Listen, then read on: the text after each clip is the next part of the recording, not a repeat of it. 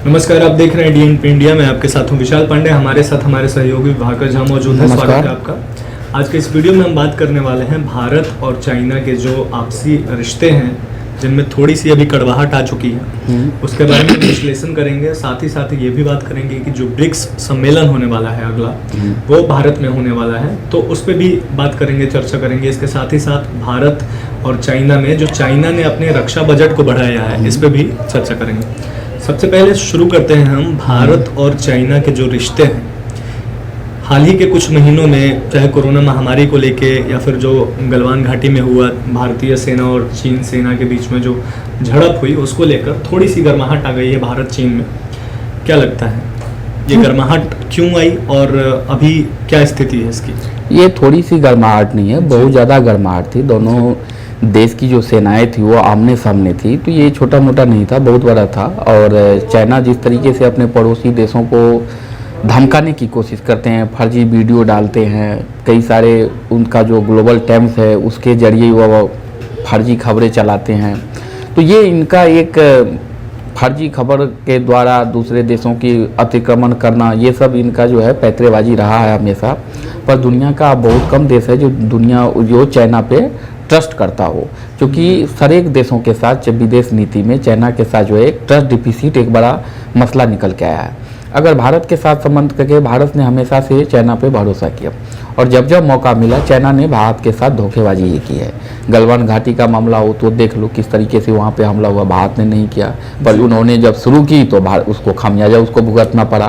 तो ये 1962 की भारत समझने की भूल कर रहे थे, लेकिन उसका जोरदार उसका भारत की ओर से जो प्रतिकार किया गया, चाइना ने इसकी उम्मीद नहीं की थी। और उसी के दौर काफ़ी पैतरेबाजी करने के बावजूद भी जब उन्हें लगा कि शायद हम आप भारत को नहीं संभाल पाएंगे, तो उन्होंने वापसी का मार्ग तलाशना शुरू कर दिया। रिश्तों में गर्माहट आई, उसके बाद से भारत ने कई कड़े फैसले लिए। भारतीय सरकार ने उसमें एक अहम फैसला ये भी था कि जो सोशल मीडिया के ऐप्स थे, चाइनीज़ कई ऐप्स थे, चाहे टिकटॉक हो, चाहे और भी कई ऐप्स हैं, वीवो वीडियो, बहुत सारे ऐप्स थे, उन ऐप्स को भारत सरकार ने इमीडिएटली बंद कर दिया, बैन कर दिया। इसके साथ ही और भी कई देशों ने ये बैन किया, जैसे यूएसए हो गया, उसके साथ और भी कई देशों ने ये काम किया। इससे कहीं ना कहीं चीन की जो अर्थव्यवस्था है उसको एक झटका लगा।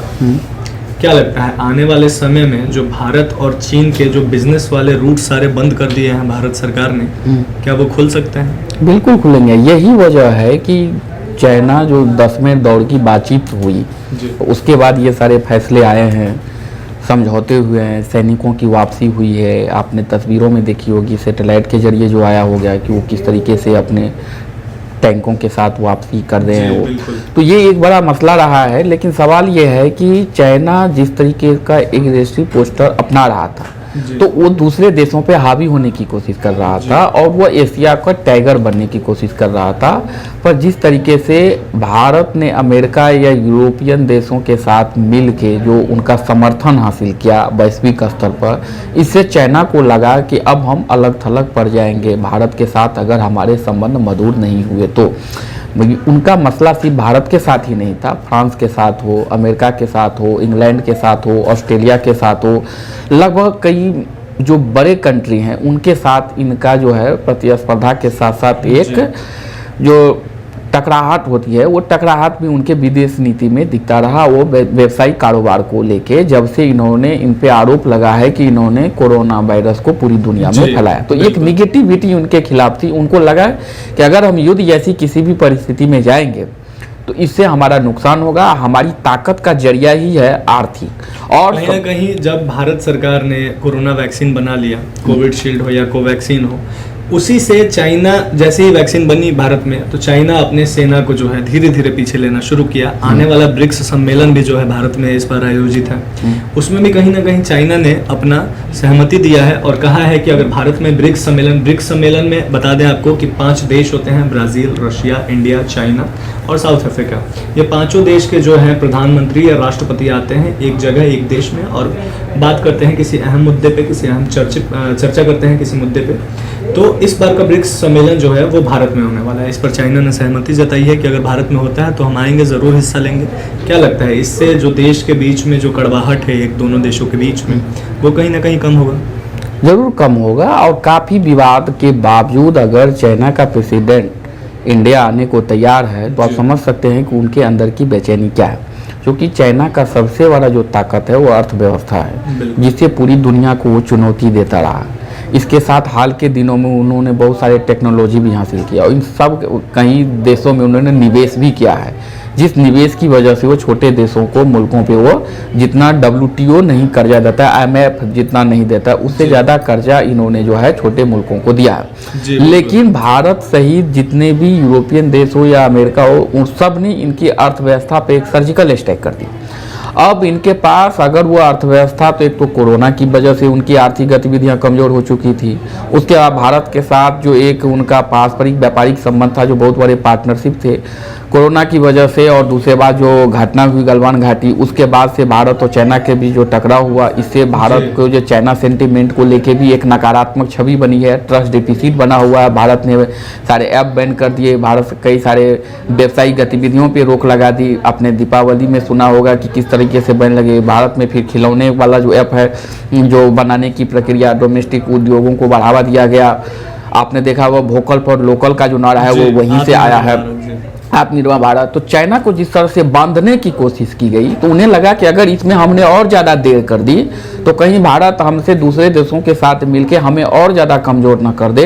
तो बेहतर है कि मामला और आगे बढ़े, हमें भारत को साथ लेना चाहिए और अभी हमें किसी भी विवाद या युद्ध जैसी किसी घटना से बचना चाहिए। और यही कारण है कि वो अभी भारत में दौरा करके तमाम मुद्दों को शांत करने की कोशिश में है। चलिए, अब ये बताइए जो हमारे दर्शक देख रहे हैं उनको, कि जिससे बाकी के जो देश हैं, बड़े बड़े देश, चाहे वो रशिया हो, चाहे वो अमेरिका हो, चाहे वो भारत हो, चाहे वो जापान हो, चाहे वो यूरोप के और भी बाकी देश हो, उनकी नज़र डायरेक्ट चाइना पर पड़ रही है। उनको कहीं ना कहीं ये भय भी सता रहा है कि चाइना जिस तरीके से अपना रक्षा बजट बढ़ा रही है और जिस तरीके से अपनी सेना को, अपने रक्षा जो तंत्र है, पूरा रक्षा मंत्रालय, रक्षा तंत्र, उसको जिस तरीके से तैयार कर रही है, इससे कहीं उनको ये डर सता रहा है कि आने वाले भविष्य में क्या चाइना विश्व युद्ध करना चाहता है, क्या चाइना तानाशाही का रवैया अपनाना चाहता है?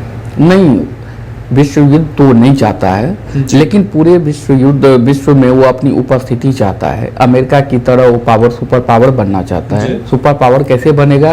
तो उनके अर्थव्यवस्था का विस्तार हो, उनके पास वो सामरिक शक्ति हो जो अमेरिका के पास है, उनके पास बम्बर हो, फाइटर विमान हो, नए टेक्नोलॉजी हो, नए हथियार हो, एक ताकतवर आर्मी हो उनके पास। तो इन सारे चीज़ों के बदौलत ही वो एक सुपर पावर बन सकता है, जहां जिनके अपने देश के अलावे छोटे छोटे देशों पे बेस स्थापित कर सके। इसके लिए उन्हें पैसे की ज़रूरत पड़ेगी। नए देशों में वो अपने पनडुब्बी, पोत, बंदरगाह स्थापित कर सके, इसके लिए पैसे की ज़रूरत पड़ेगी। कई सारे टेक्नोलॉजी ईजाद करने पड़ेंगे, हथियार बनाने पड़ेंगे, ताकि वह पूरी दुनिया में वो एक अपने आप को इस्टेब्लिश कर सके सुपर पावर के रूप में। और यही कारण है कि चाइना ने बजट को बढ़ा दिया है।